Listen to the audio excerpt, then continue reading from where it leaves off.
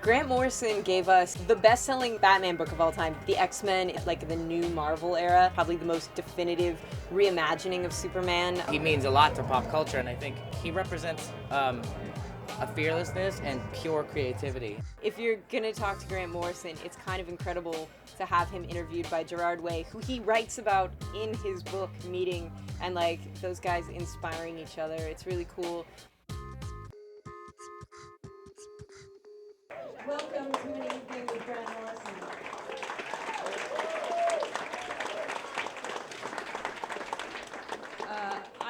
I will be over here owling during the interview, which will be done by someone with a much better grip on Grant Morrison than myself, which sounds dirty. But let me start first and foremost by thanking all of you for coming out tonight. Let's thank Meltdown Comics for this great venue. NerdMelt and Nerdist for providing the space, and also there are limited edition posters in the back by artist Dave Kloc for this event. They're $10. You can pick those up as well. But without further ado, are you guys excited for the evening that's about to commence?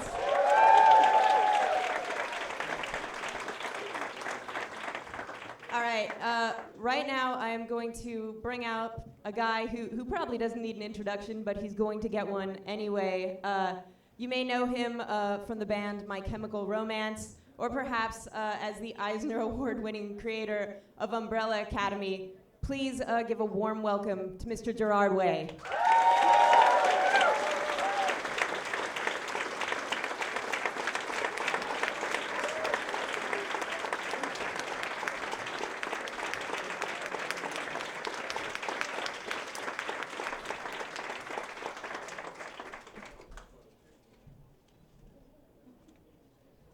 Bunch of notes that I made. I'm not this short, but I'm pretty short. Before we continue, I want to tell you guys a story, and the story takes place in 1999, and I'm in a hallway in DC Comics in New York City, kind of the big black building, and I'm standing there holding photocopies, wearing a black turtleneck with a Beatles haircut, and I'm waiting in the hallway, and I've paused there because I've heard that Grant Morrison is in the building, and he's about to come through this hallway to talk to his editors at Vertigo. And I'm just petrified because I'm a huge fan, but I also wanted to see him. Now, just some backstory really quick. I've been trying to break into comics for years, and nothing worked. Like, I just didn't have any confidence, and the art wasn't there yet. I was missing something, and I was afraid, and then I looked to my left, and in walks basically King Mob from The Invisibles. And I'm looking at this guy, and I'm like, it is 108 degrees in New York City, and he's wearing rubber from head to toe in PVC. And it was almost as if in that moment, I really realized what I was missing. I wasn't self-actualizing. I wasn't becoming what I was supposed to be, and this guy had through his art. And from that day forward, I made it my mission to break into comics by becoming something, by self-actualizing, by creating a fiction and then believing it and then living it. And that all happened from that one moment in that hallway.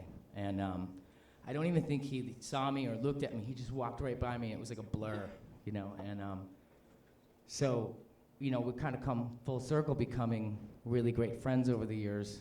And it's amazing that all started in that hallway. So a man who's inspired me, cared for me, just given me the best advice. I want you all to welcome Grant Morrison.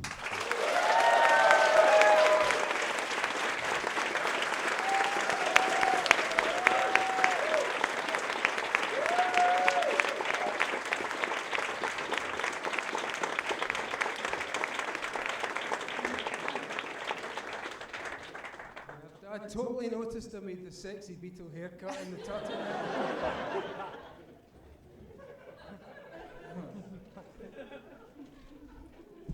But he was just this kid going by.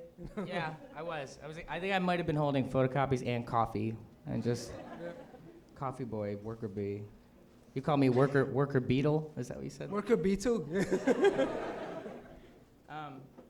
But I mean, to me, I mean that's in a lot of ways, you know, the first part of Super Gods is really this dissection of Sorry, this. I noticed everybody. Hi, just kind of. You know that well. You only stare in one direction, but hello to everyone. Yeah, hi. I was actually very rude. I'm sorry. No, he's never rude. He's the most polite pop star on earth.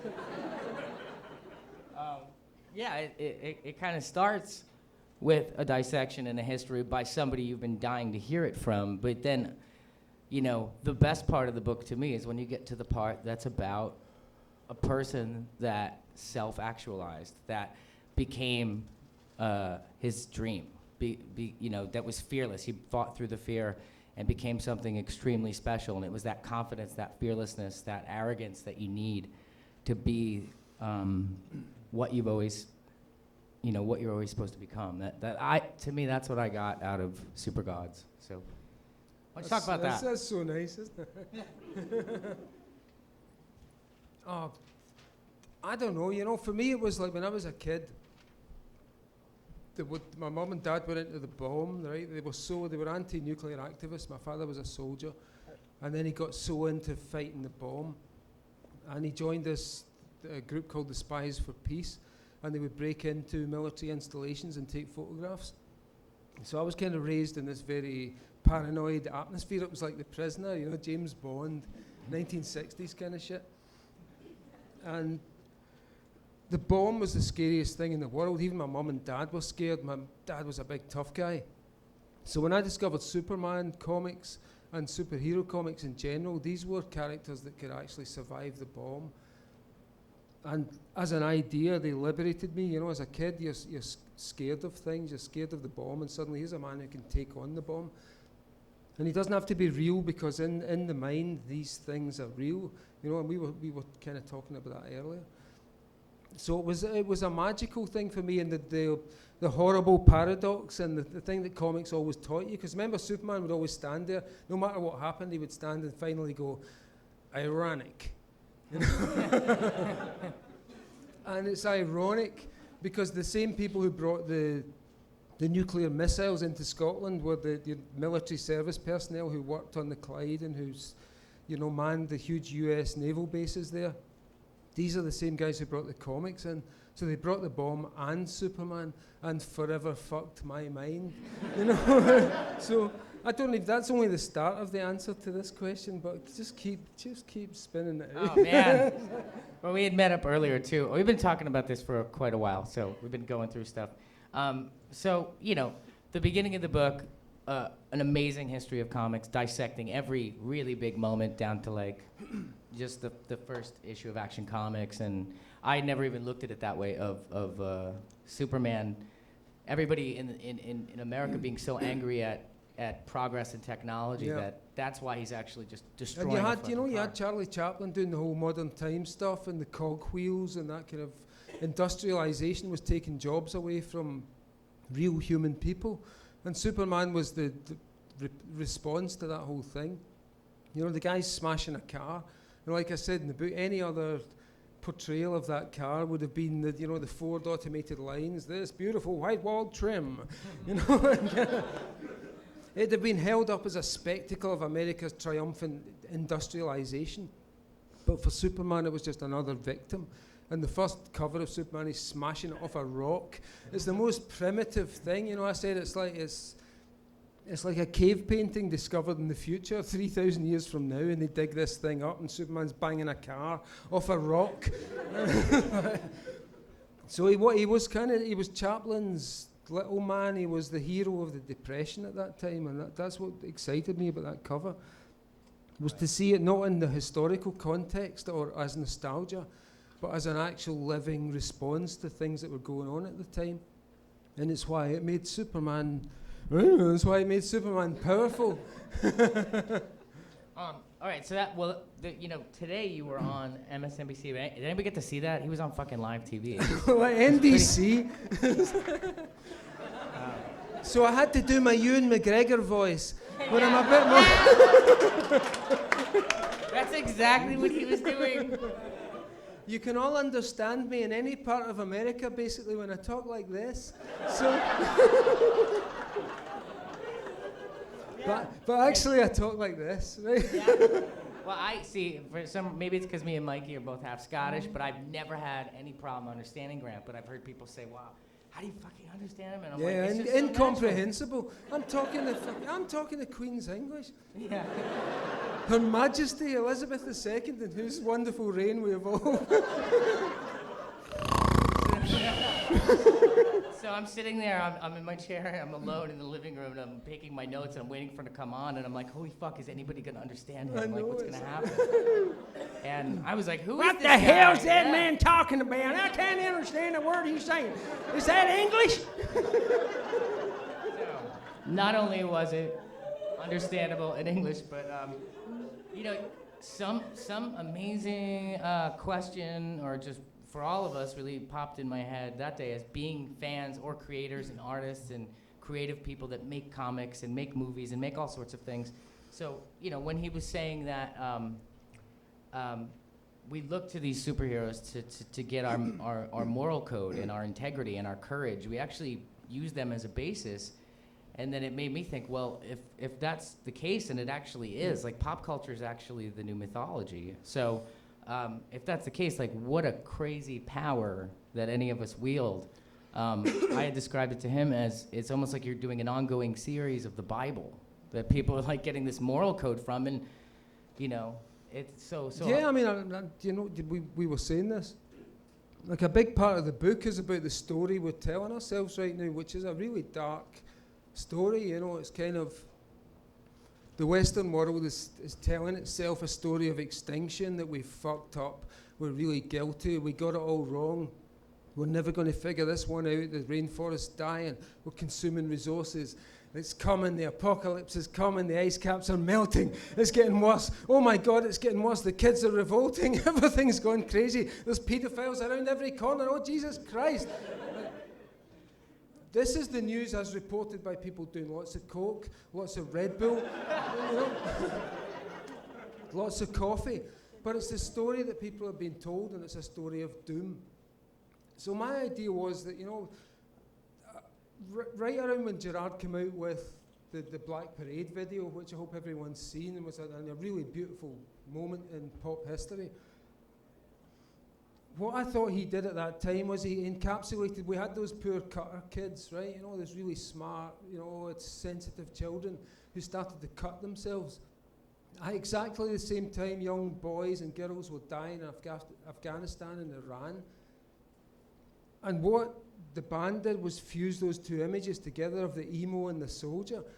So it really, you know, it got me thinking about that whole, what were we trying to process through that entire period, you know, and what were you thinking about when you did that? Even like, it was really weird. It was just I didn't think about it too much at all. I just knew, I just knew, you know. And I think you probably experience the same thing when you come up with your stories, or create King Mob or anybody. You just know that that's what the world needs, not what it wants. And we talked a lot about that through our friendship, is asking for what you need, not what you want.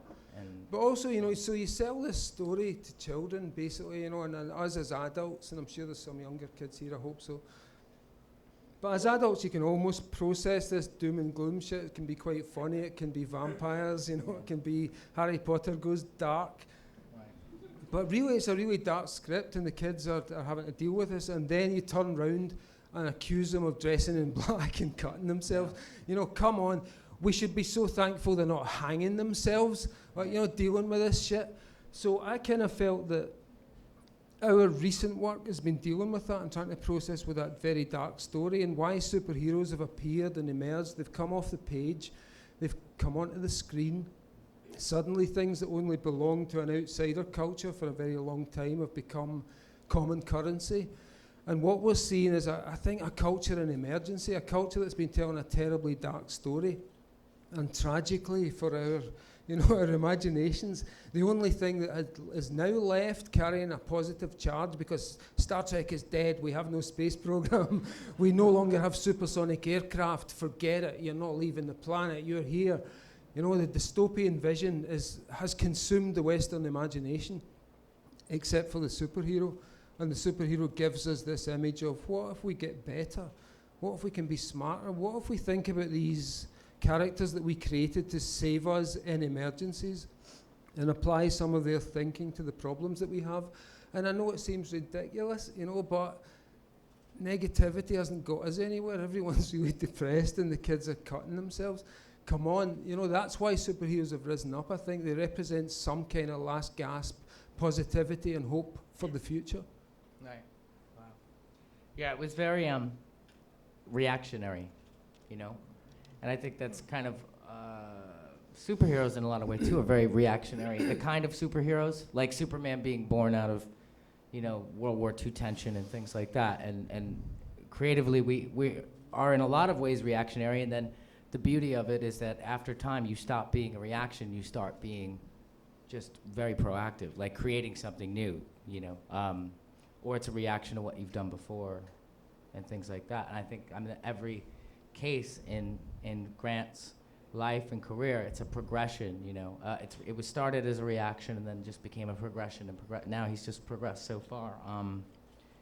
So you mentioned something called the Human Project today. Oh on no, TV. the Human is I just love it. I don't know what it is exactly. It but should be the new Jack Kirby comic. The Human Project. Jack's back. Oh no! So what was why did I mention the Human Project? Oh my God! You referred. No, actually, I act like it was something that I need clarification for, but I don't. I mean, you referred to this whole thing as a human project, and.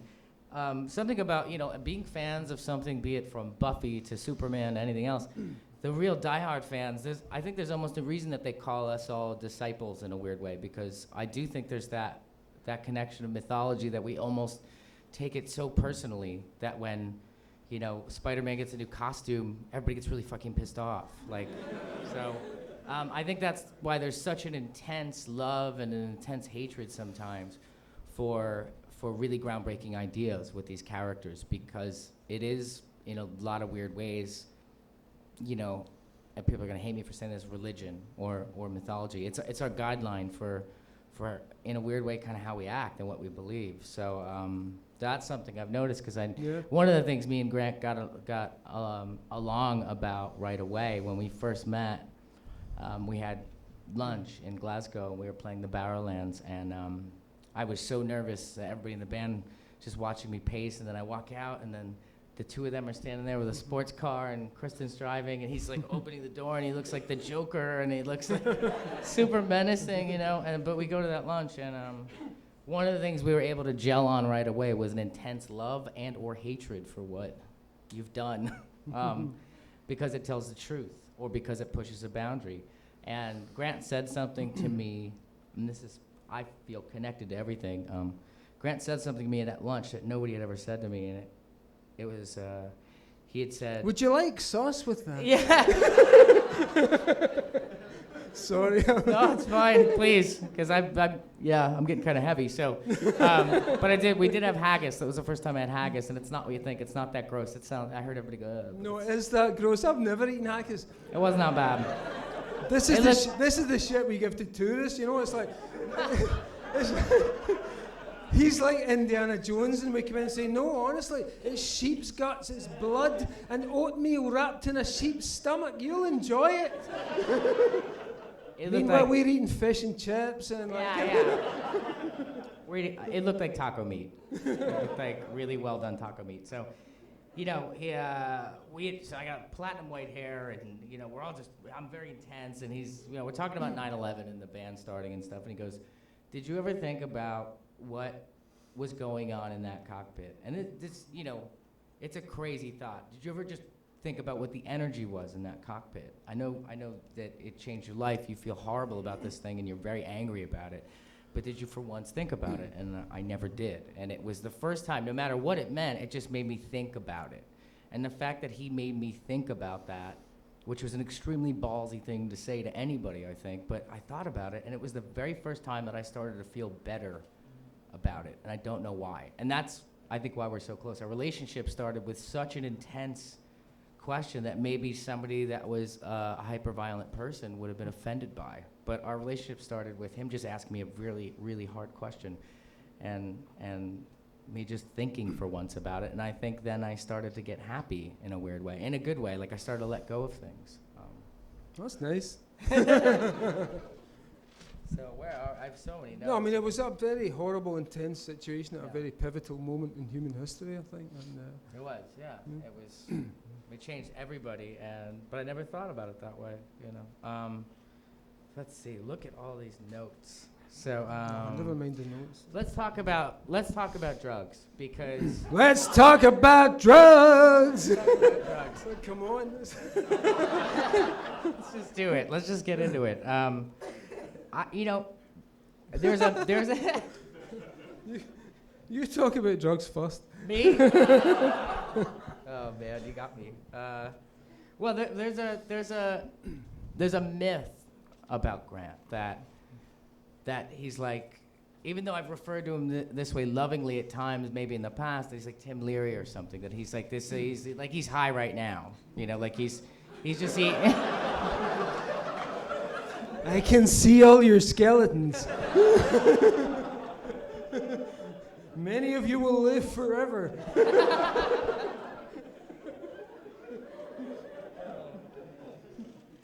So, getting to know Grant over the years, about I'd say about 6 months into we got close, you know, me and him and Kristan got close very fast. And I think about 6 months in, we'd seen each other on the road again, or whenever they were over here, we'd hang out. And I eventually felt comfortable enough to ask him, so how many drugs were you on when you did Doom Patrol? You know? And that's kind of the question I think everybody asks. And he turned to me and he goes, no, I didn't do drugs. I was straight edge until I was in my 30s. And I'd never known that, because there's this myth that kind of precedes him that, you know, that it cheapens it to say that's where it all comes from. I mean, what's more probable, that he's written from a very young age, being straight edge for many years, amazing fucking comics for his whole life because he takes drugs, or because he's really talented, you know? And so I believe it's because he's really talented. So so there's this kind of myth of that, and I think, and just learning who Grant is and knowing Grant over the years, I've come to know him as this guy that actually isn't on drugs. He's extremely focused and very dedicated. I wish, right? I was in a band when I was like 19, 21, 22, 23, and we were totally straight. And you look back on that and think, oh, I wish you'd been drinking, I wish you'd taken something. But we'd go on stage like, fuck. And it was just immense. It was kind of mod, you know. It was really, but everyone looked back on that and thought, I wish we'd taken something. You know, I kind of, when I was doing The Invisibles, I was writing about these anarchists who took all this stuff and who did all the things that I'd never done in my life as a little straight edge good boy mod. And I kind of went method acting on it. You know? So if I had a transvestite witch character in it, then I had to become a transvestite witch and see what that felt like. And I had to summon Mayan and Mexican gods and deal with them and see what they looked like and copy down what they had to say. The same goes for voodoo. You know, I'm writing a character, Jim Crow, who's a voodoo trip-hop artist. So I thought I have to try voodoo, and I found myself dealing with these scorpion gods. Like really, you know, visualizations that were very powerful and strong. And so each of these characters, I became the King Mob character, the Lord Fanny character. You know, who else is in that book? You know Jack that Frost. see, I'd always been that kid. You know, Yeah, that was Jack me at Frost to 14 me years is old, the little working class. Fuck you, I'm smarter Right. than you are. You know, fuck you, I'm. Like I'm you'd the never big- yet met a transvestite. You were just still angry about them. for Yeah, some and it was reason, you know? it was kind of horrific to him. But I was also, you know, the Mr. Six character, getting into middle age and still being cool, and the bachelor pad and the '60s music and the latest discs from Japan. Right. But So a lot of those, I was living out that book, you know. The idea was to do this big kind of almost like an art installation, where I would see how closely me and the comic could combine. And, you know, I wound up in hospital because I had my lead character in hospital, this shaven-headed bald guy who had lots of fun and sex and guns and girls. And so when he got sick, I got sick. And when he got well, I got well, and I found that I could put things in. And it was this very weird, I still don't know what it is. I urge other people to try this, you know. Yeah. Try and implicate your art in your life to such a degree that you can't tell the difference anymore. Right. And strange things start to happen. Reality becomes very plastic. And it seems as if you can press buttons in your little voodoo world, your little fictional creation, or your dance, or your poem, or whatever. And real things will happen. I don't know what that is, but something weird's going on. And the more we test it and the more we see if it works, the more it becomes a human technology we can give to everyone. Right.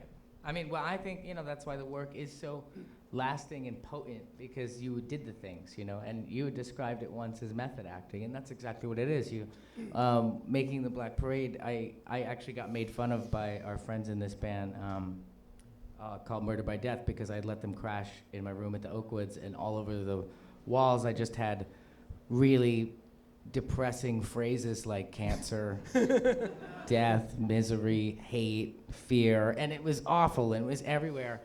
And then before they had left, they'd actually redecorated my room with these signs that said puppies, cake, you know, stuff like that. But you do these, you know, elves, yeah.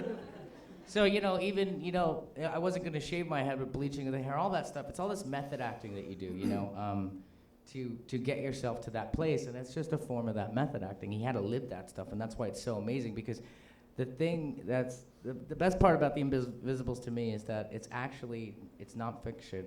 You know, it's a nonfiction work. It's semi-autobiographical. Yeah, I mean, work. we didn't blow up those places, you know. Maybe we should have, and things would have been better. But all the places, you know, I went to Australia. If King Mob's in Australia, then I'm in Australia. If I'm on the Sacred Mesa tripping with the Indian kid, then that's what's happening. That was all real, except we didn't blow them up. So let's see. How much time we got? I'm just curious. We have all the time 30 minutes. in the At least 30 world. minutes. Oh, at Before least the 30 Q&A. minutes. That's great. Oh, before the Q&A? Yeah. Holy shit. I thought the Q&A was going to happen. I know it's sooner like a than later. lifetime. How long have I been in hell? 5 minutes, Gerard Way. I mean, I have a lot of notes, but... Did anybody read that Alan Moore 1969 thing where Voldemort's like feeling up Mina? How hardcore is that? Voldemort. I haven't read it. Has anybody read that? I haven't read it. He just told me about it. Don't on the worry way about over. it. It's like, forget it. It didn't happen. Red light. So progressing so far ahead, reaching so far ahead that you actually end up ahead of things. The filth. Let's get to the filth, which is almost the answer, right? The filth. I'm coughing just as that. Somebody asked me very recently, Yes. but like a year ago, kind of like, what's your favorite? And about 4 years ago, I said Doom Patrol when I was working at Umbrella Academy, and over the years, going through my own shit, turning 30 and all that kind of stuff, and all the ugliness and the fear that hits you when you've done something. Now a year ago, somebody said, "What's your favorite?" I said, "The filth." The filth is my favorite, and I had a journalist once saying, he asked me, he goes, "What do you think of the filth?" And I said, "I don't really know yet." And he goes, "Well, if you read it as if it was about a guy who's just really sad that his cat is dying, it'll make a lot of sense." And then I reread it, and I read it like that, and I was like, this really just is about a guy whose cat is dying. He's very sad. Yeah. And then he survives a suicide attempt, but he becomes homeless.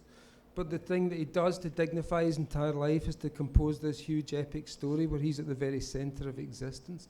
And it's the saddest story of all. Right. And you explain the filth as the come down, because there's always the come down Yeah, to because something like the you have Invisibles. to have the come down. You know, it's like the Beatles do the White Album, and it's really spare and kind of depressing and weird. So the filth was that. The Invisibles was the high. It was living that dream, and then finally getting to the end of that dream, and it was really sordid. And you know, the Jarvis Cocker did this album called This Is Hardcore. Don't know how many of you guys know that thing. But it was about that, you know, the stale waterbed and the you know, the bachelor pad music and the creepy lava lamp lights. So I was kind of living that world, and I wanted out of that. And the Filth was the record of coming out of the Invisibles. It was the Come Down book. And it's my favourite thing I've ever done, I think. You know, it's about real things. It's about my cat dying. It's about my dad dying. It's about all those, you know, it's kind of real, and it's about my feelings about the internet and how it exposed us all to all kinds of things we wish we'd never seen, you know, and all that. It was my response to 21st century, and I kind of love it. I think it's really pretty sexy. Cool. Yeah, I love. I mean, between, you know, over the years between that and We Three, it is my favorite, and you know. Yeah, Frank Whiteley's done 10 new pages of that thing, and they're amazing. It's like there's more tears per page than ever before. So let's talk about the sunspots. Let's get into that. We have to get it. So this is like kind of privy knowledge. So we're... who's read this book and you've seen this mad theory? This is brilliant. I mean, it gets everyone talking, right? Yeah. Well, it's Can not, you explain it? I'll be off a little 'cause he has to explain it, but I'll set the story up by saying he was right there at the moment where the old style, like Linkin Park, new metal thing changed to the new hippie. And he was right on it with that Sgt. Pepper is Dead, you know, the Black Parade. Again, I thought that's why it was so amazing. It was right on the money. It was so of the zeitgeist. But we go to the Rolling Stone offices. Me and the band are hanging out. We're having a lunch. Frank wasn't there. It was me, Mikey, and Ray. And we're talking, and everything's great. We're like charming the pants off them, and it's super fun. And we're trying to sucker a cover out of them and all kinds of shit like that. And but anyway, we're sitting there, and I just happen to start talking about Grant and sunspots and magnetism and turning into a hippie and getting and I'm trying to say, no, I mean, it's not like we become hippies or anything, but you got to understand, like... Well, I mean, not hippies. Yeah. the sunspots, every 11 years, it goes from hippie to punk, and you really got to understand, like... And then they're just, like, all sitting there stunned. They're like, you guys are full-on fucking hippies now. What happened to you guys? You know? And I was like, no, you have to hear Grant explain it. And I think which led to... when does that hit the stands, you and Rolling Stone? I have no idea. Like this month, I think. Yeah. I don't know. They've got pictures of my old band, you know, and these guys they'll freak them out. They've never been famous, and they should have been. Suddenly they're in Rolling Stone like 300 years after we were trying. But did he ask you about the sunspots? Yeah, but I'm suddenly an expert on this. It wasn't my idea. It wasn't his idea, but everything made sense when he explained it to me. So explain. Yeah, I'm really good at this, right? Listen to me. No, this guy Ian Spence came up with this amazing theory, which I read, called the Sekhmet theory, who's the Egyptian lion goddess of the sun, and what a beautiful image that is already. And he suggested that each 11 years the sun goes through these like 22-year cycles, and every 11 years is a solar maximum. And he said that basically it swings between, you know, the flares, read up on the science, because I'm dumb on this stuff, right? I researched it all for the book, and I wrote it all down really clearly, but there's no way I'm going to remember it tonight. But there is science to this. And every 11 years we reach this solar maximum.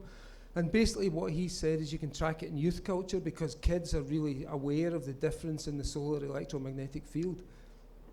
So he says, look for it in youth culture, and in Western youth culture. I know you can disprove this. You can look at it and wait, how does it apply to the East? How does it apply to times before teenage culture? But as a guide to teenage culture, it's really brilliant. So he says that it swings between two poles, and it's hippie on one side and punk on the other. And punk is like tight clothes, short hair, drugs that are speedy, you know, amphetamines, coffee, whatever. Songs are short, songs are violent, songs are about current events. Then you get this hippie thing where suddenly clothes get longer, men start to wear beards, the hair is longer, the songs are more free form and psychedelic.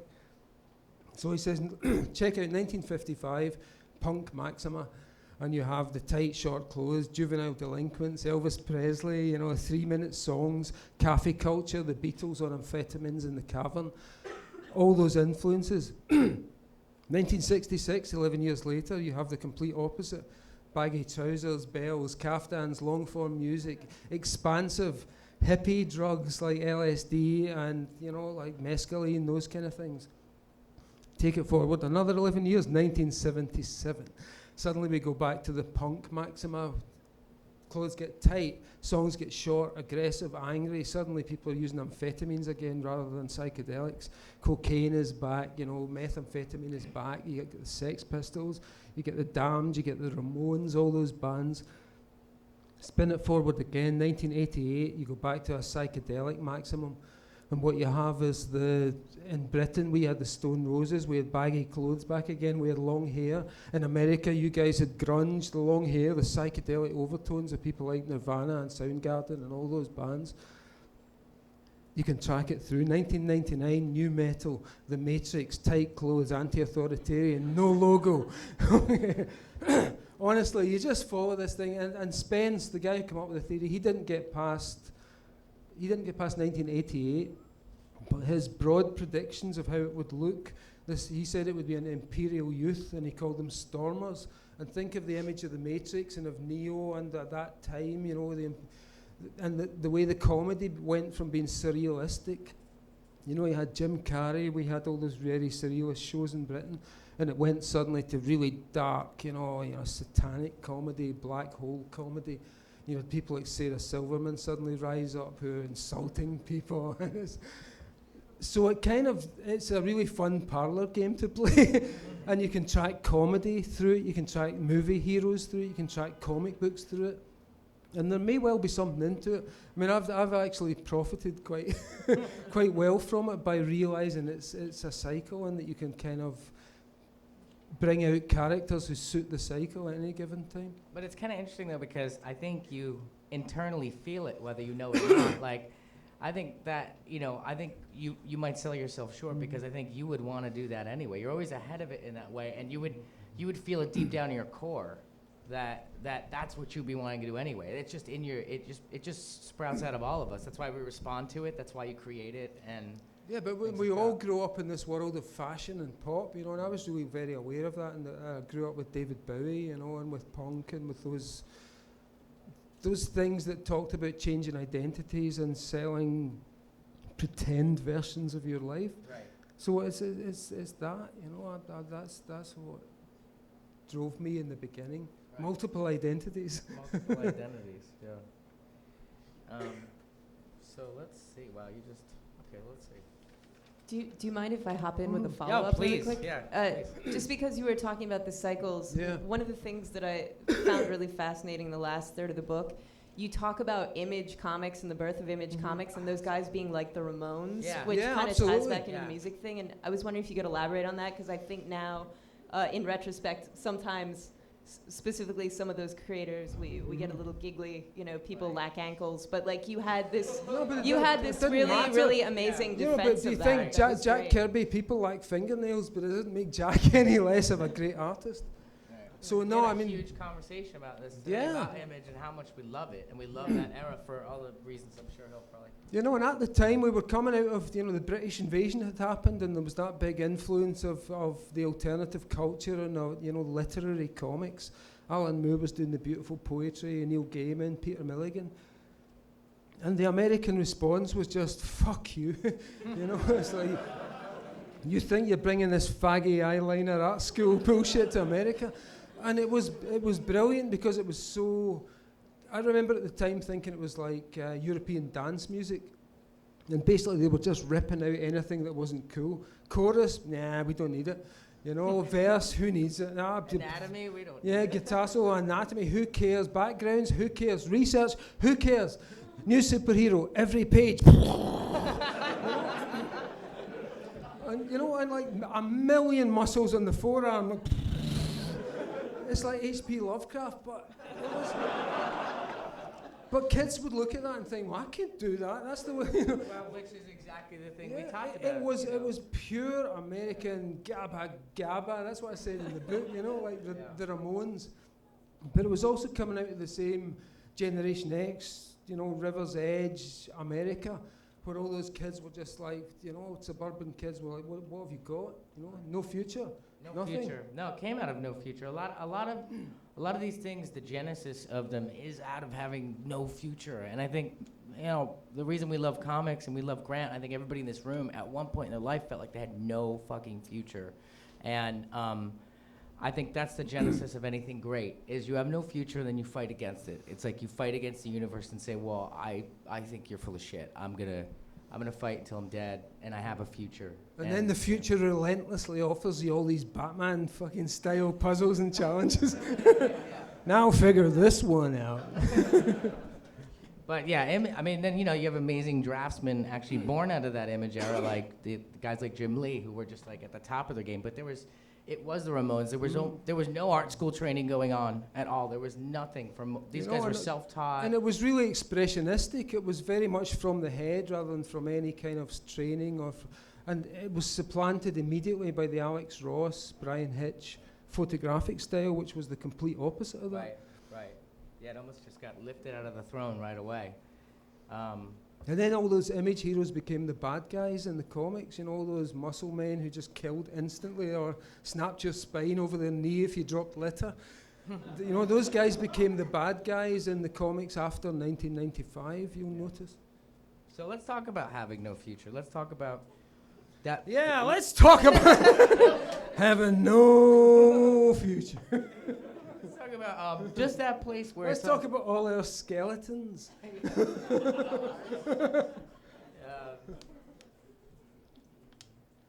Let's like the genesis of kind of stuff. Like, let's talk about your dad getting you a typewriter, and then in the book you described this amazing scene where, you know, no matter how you felt about your parents later on, or even at that point, it didn't matter. You were a teenager, you were pissed off, you were punk rock, but he still gave you a typewriter that said the world's waiting to hear from you, and you know, but up to that point you had felt two things, probably no future and the fear, which they're probably like brother and sister, no future and the fear. They hang out together.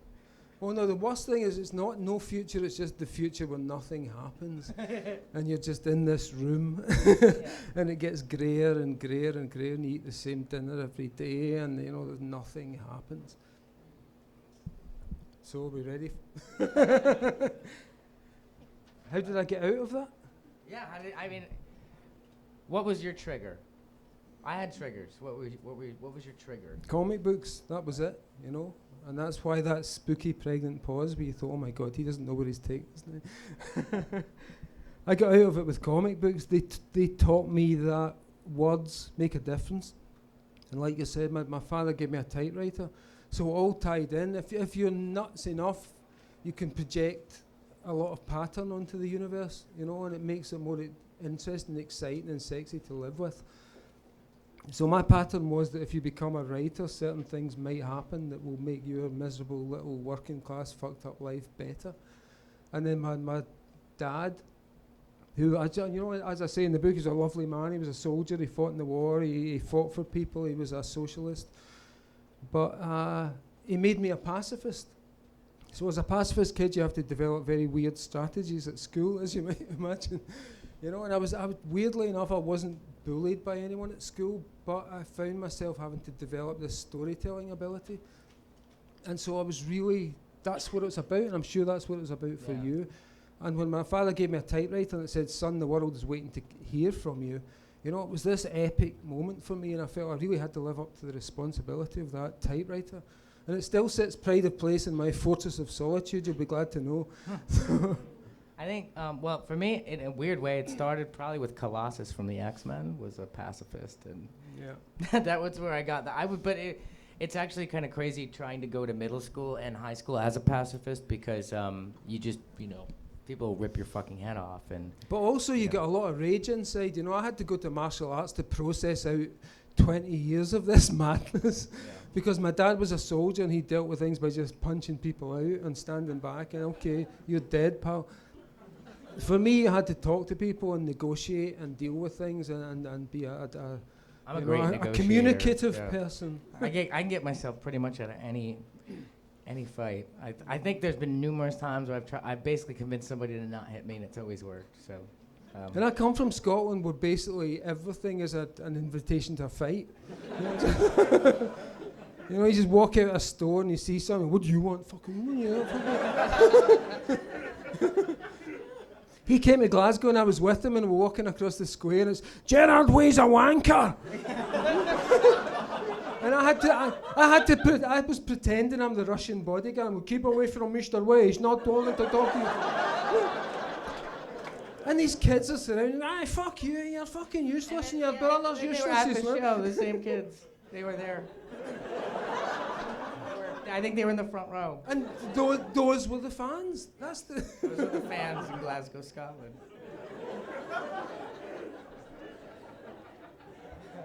Everything's aggressive.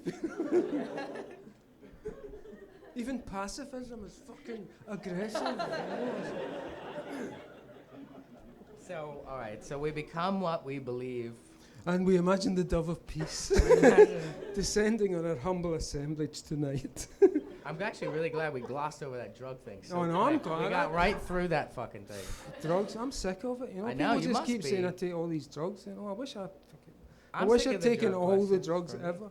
Yeah. And it would be over. I wouldn't have to talk about this ever again. Right. It's like, yeah, you almost get upset that you were ever really honest about being blown out of your mind. You talk about it for 8 years and suddenly you're that guy and everything comes out of that and it's weird, it's really weird, you know, but who cares? I watch these crows now, the crows, and it's like shamanism, the crows learn to fly, and so I'm kind of into that nature kind of stuff. Well, magic, I mean, you know. The crows! I'm a big Crow fan, actually, anyway, myself. So, are they really remaking that with They've Bradley got Cooper? tremendous beaks. They do. Yeah, the beaks, they can pick up I know wires in and Hollywood, if you get a crow, they pick up wires and they write out basic hymns. Really? No, crows are super intelligent. They've got this thing in their head. Not that some scientists here will absolutely confirm what I've got to say. I don't doubt you. I don't doubt you. No, crows have got this module that takes the place of the human neocortex. So they're really these super organised, really smart birds, and we watch them doing their thing outside, and that's worse than drugs, you know. And they train the little ones to eat smaller birds and things, but you watch them learning how to fly and stuff. Nature is so far beyond psychedelics. We have about 5 minutes, and then we'll open it up to the Q&A. If that's cool. Yeah, totally cool with that. So. Everyone, please talk amongst yourselves for a moment. Okay, at the very end. Yeah. So we're going to talk about magic really quick one last time. We're going to open up to you guys, and we're going to say, or maybe we should save it. We'll talk about magic. We'll do Q&A now to buy us 5 minutes at the end. Everyone's sat for a long time listening, so thank you. Yeah, thank you guys. There's a gentleman out there with a microphone somewhere in this vast swarm of people. So if you want to ask a question, go ahead and raise your hand. Not all at once. There's definitely someone up front for sure. Here it comes. There's a gentleman right in front of you. Let's start with him and we'll move our way up. Hey, how's it going? Yeah. That is my old roommate from Chicago. Yeah. Seen in a decade. Yeah, I know. Yeah, it's totally crazy. You look great, by the way, Magical and all that stuff. realism You know? happening. Everything right connects. No, it's awesome. Yeah. No, but seriously, I was wondering, when is Final Crisis 2 going to come out? Never. There will be no final. Come on, it's fucking called Final. Well, I don't. No, see, that was my joke and everything like that, you know, like. Final Crisis 12. Yeah. No, but I love Final Crisis, by the way. I'm glad you love it. I mean, I love it too, but. And but very quickly. Oh no, he's my security blanket.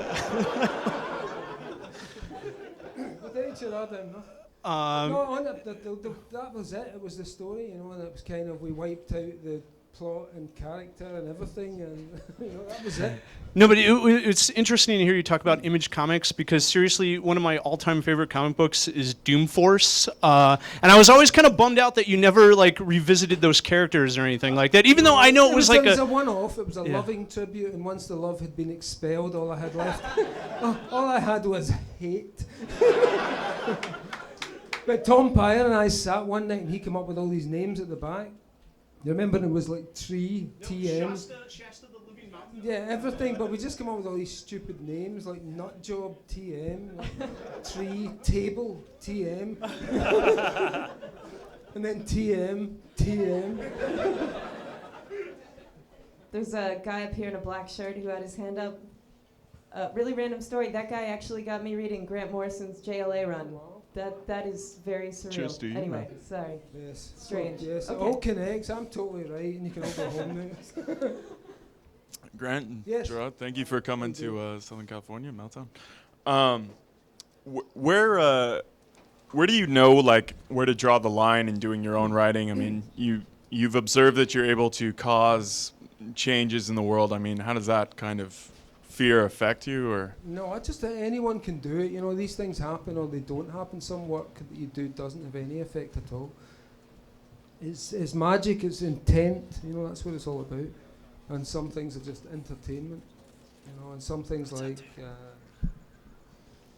obviously The Invisibles or All-Star Superman was very much here's a solar hero. Here's how it feels. This endlessly recurring story. So it depends on what you're trying to get across. Simple. It's instinctual. Do you find that too, that having an impact on stuff actually starts to become like a drug in a weird way? You don't become afraid of it. You actually just say, well, I want to have more, I want to have more, I want to have more impact. Having It's an not about impact having on power, on but what, like youth culture, anything. no, it freaks me out. It's getting creepier and creepier because people are buying into this book, you know, and it seems to be doing very well. And honestly, I find it really strange. I just live in the country and I watch crows. And I like to see the clouds going, so it's kind of weird, but you know, it's interesting to dance with the demon that is media culture. Hi. Rarely has like one writer opened my mind up in so many different ways and so repeatedly. One of the ways and one of the things that actually was most incredible for me was at the beginning of the second volume of The Invisibles, when the group went through sort of the intentional personality shift. Yeah. Everyone took on a different role. You've already alluded to the fact that you throw yourself or you cast yourself as many of the characters in your writing, and that becomes a very real thing for you. Mm. Do you find that you have a very strong sense of self that you latch onto in your writing, or do you find that every day when you wake up you wonder who you're going to be from moment to I'm moment? just so absolutely rooted to who I am, unfortunately. You know, I'm very self-aware. It's really kind of annoying. You know, it's hard to ignore certain signals from life. So no, I'm super self-aware, and that's why I chose deliberately to try and use myself as an empty canvas during that Invisibles period in particular. But even with Batman and Superman, you know, when I'm doing the Batman stuff, I'm running up the hill and trying to be as much like Bruce Wayne as possible, which is less and less with each passing year. But you know, yeah, I try to learn from them. That's what they are for me, and I think that's what they are for all of us. These are living ideas that carry very powerful charges, and I think they can, they can refresh and enlighten us in ways that, you know, maybe religion once did, and these characters can do without us having to believe in them. There was someone at the back I saw. Yeah, hi. My question was, what are the chances of maybe one day getting a Doctor Who Grant Morrison episode?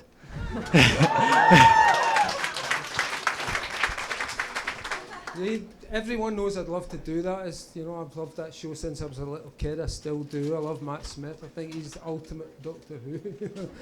And you know what I love is the way he plays the old man, which is the best parts of it, where he does that kissing and touching her. It's like an old guy, which I think is really clever. I don't know. I mean, you guys will be first to know if anything ever happens about that, but I've no idea. Matt Smith is in LA right now. We should just film it ourselves. I have a camera. Let's make a... He's got a camera. I got a TARDIS.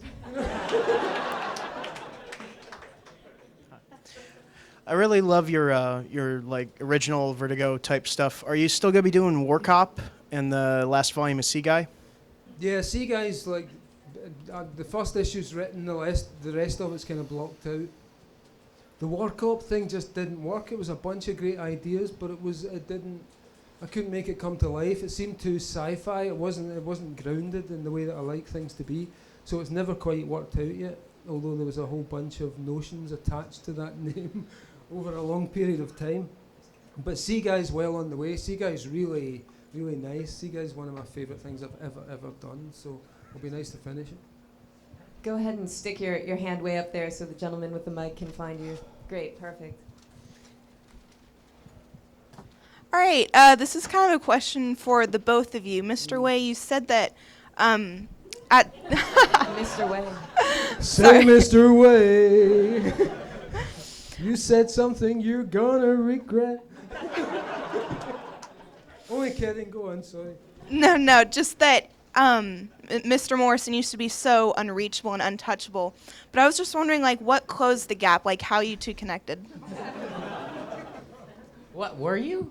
Where? What? Where I? Were he? I don't. There was just a mutual, I think, admiration for each other's work. You know, he didn't even yet know about the hallway incident.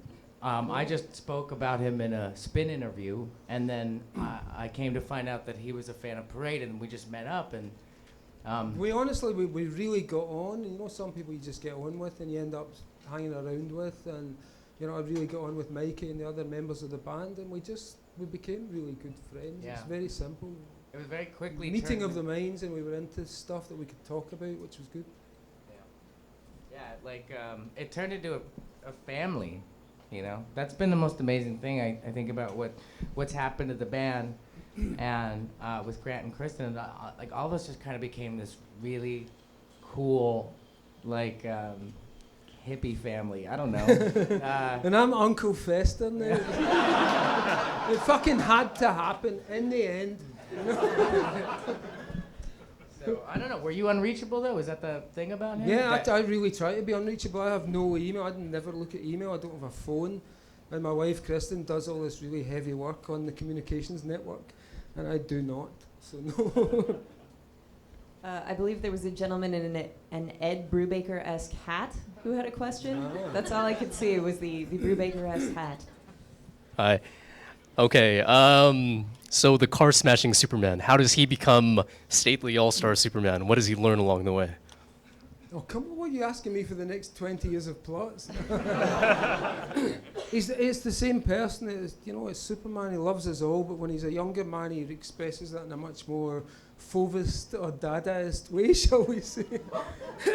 He has an attitude to machines which is almost sculptural. He likes to bend and twist. So no, it's about that guy. The journey may not necessarily be part of it, but yeah, it may well be. I'm not going to tell you all this. Look, he's looking for season 2 shit. all of the above.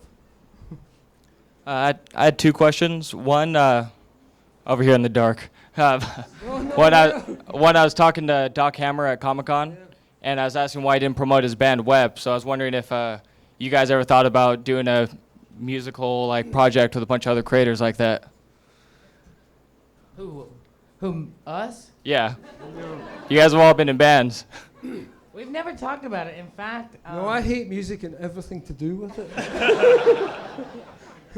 It's really crazy. I guess because we've been friends now, it seems like, I think, 5 years, but we've had so much else to talk about that we actually don't. The only time we talk about music is we talk about bands that we both love, like Pulp or Stone Roses and bands like that. We've actually never talked about it. In fact, I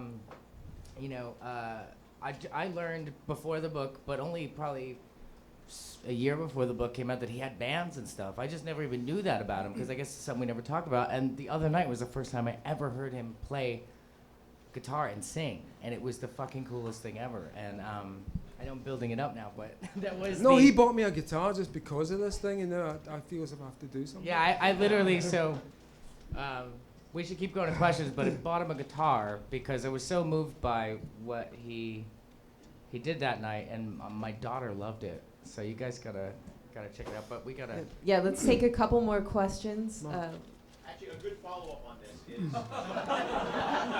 He needs no microphone. Here you go. Long-time listener, first-time caller. Hi. Talk to us a little bit about how your musical influences play into how you structure your scenes, sometimes how you structure your comics. Because I know you're very conscious of rhythm, you're very conscious of melody as you manage to transcribe that from the musical field to paper. Yeah, I've always thought of comics as music on paper, and you can kind of structure stories like songs. And it's the idea of always ending on the same chord or the same key.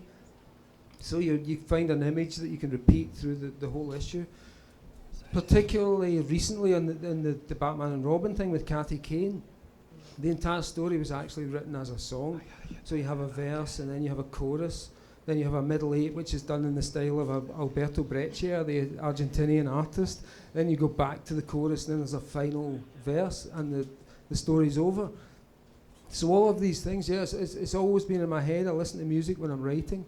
I'm feeling the beat when I'm writing those stories, and the voices are going along to the beat. The voices are kind of rapping along. Yes, gentleman back there. Oh, it's sweating now. It's like the Beatles and the Carvin. It's like yeah. Hey, Grant, this is a very fanboy question, but one of my favorite characters you ever created was Zorn for New Zorn, X-Men. lovely Zorn. And he turned out to be such a he But that's what I'm curious about. Never trust gurus. That's all I'm telling you with that one, man. Don't trust any of this crap. You taught me that at a very young age because it broke my heart because he was such a good person at his core and he had such a good soul. And but that was Magneto's true self, was that good person. And I kind of thought it was very faithful to the character because he was suppressing all that in his attempts to take over the planet. And so Zorn was his inner genius, his good guy, and his philosophical self reduced to an essence. so that was planned from the beginning to be Magneto. It was always Magneto because I based it on that old Neil Adams story, which I thought was the greatest ever reveal in X-Men, where they're in the Savage Land and they meet this white-haired guy and they don't know who he is, but the very last page of the issue he's picking up Magneto's helmet and he says, "Clothes do make the man." And it's just perfect. So I wanted to do something that rivaled that and have him taken off the mask this time to reveal the same white hair, the same Magneto. I was a very heartbroken teenager when that happened. So. I love that character. I can see your heart is now mended. I think all we've is got- well. Oh, sorry. I think we have time for one more. The gentleman up there. No pressure. Hey. No pressure. Hey. Final question. Well, this question actually inspired by what you were saying early in the talk of superheroes being like the one beacon of hope in this really nihilistic time. And then kind of playing that with the tagline for Final Crisis of the day Evil Won. Yeah. Was that like an attempt to kind of rid superhero comics of the the constant trend towards darker and darker stories? Like, okay, let's just have evil win for once, and now we can have that out of the way. Was that the intention there? I wasn't trying to, blow the horn for anything, but I did want to suggest that maybe there was a way of, our duty was to tell better stories and to inspire people, because of honestly, what we got left? Superhero comics?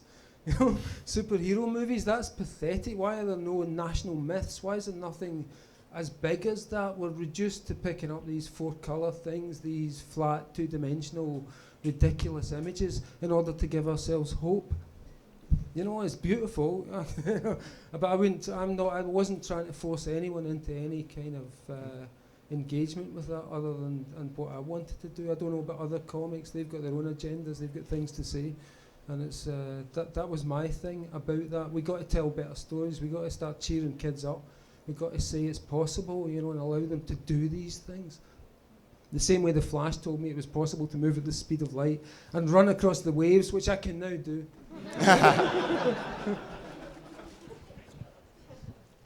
Hey. All right. So I think you guys had. Yeah. So, please, everybody, give a hand to Blair. Who's done an amazing job.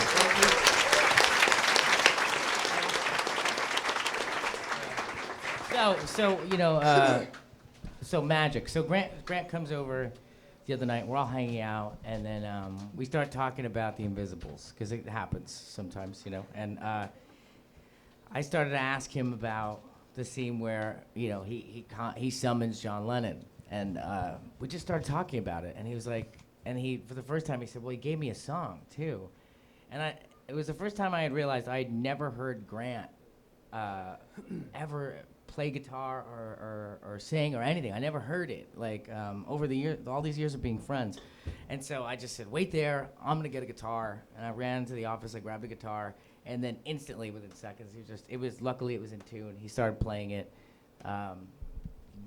My daughter, who's 2 years old, runs in the room, starts clapping. Like, and so John Lennon gave him this song, and he conjured him. He believes that.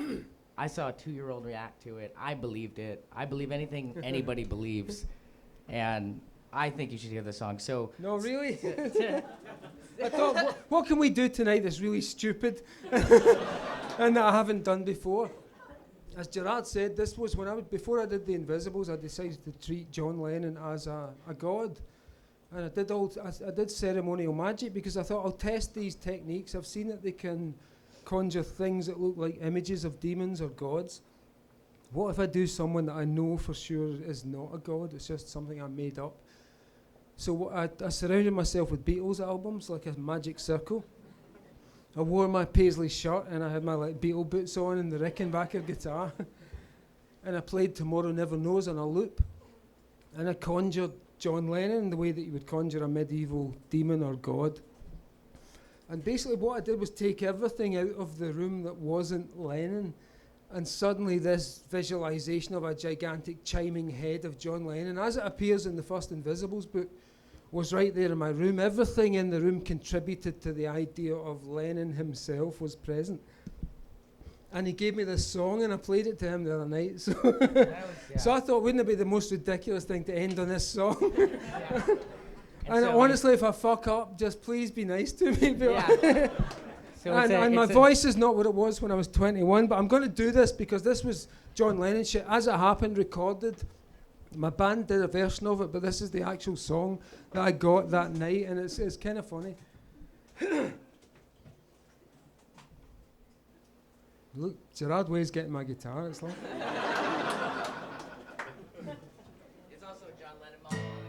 Yeah, it says John Lennon on it, so let's try and will the great man's spirit to us tonight.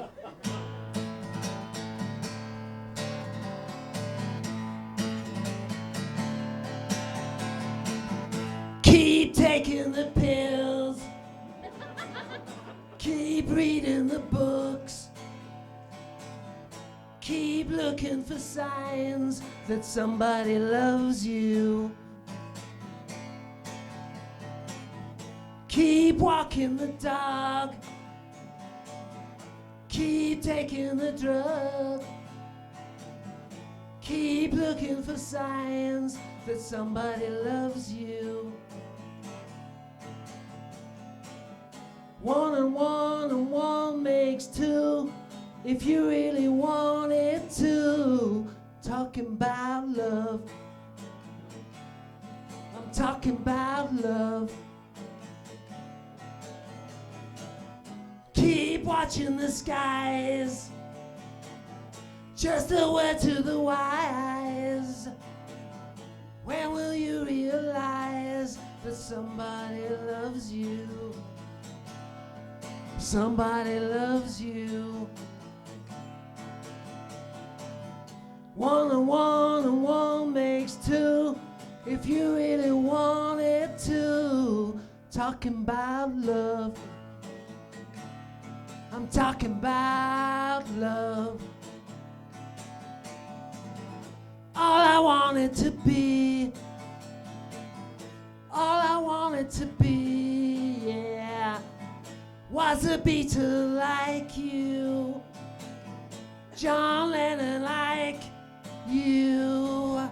John Lennon like, John Lennon like, John Lennon like, John Lennon like you. John Lennon like you. Oh, John Lennon like you.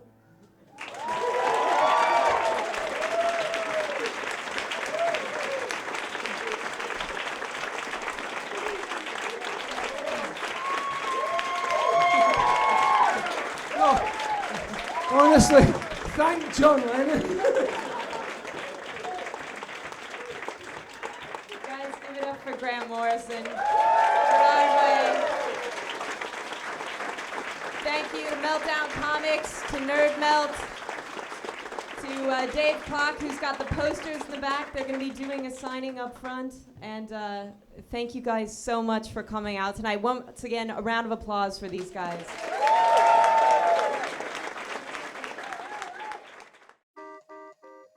There were so many people packing the house. Questions are great. The energy in the room was amazing. The whole atmosphere was great. The audience was connecting. Everyone was involved in it. It was fantastic. It felt really good.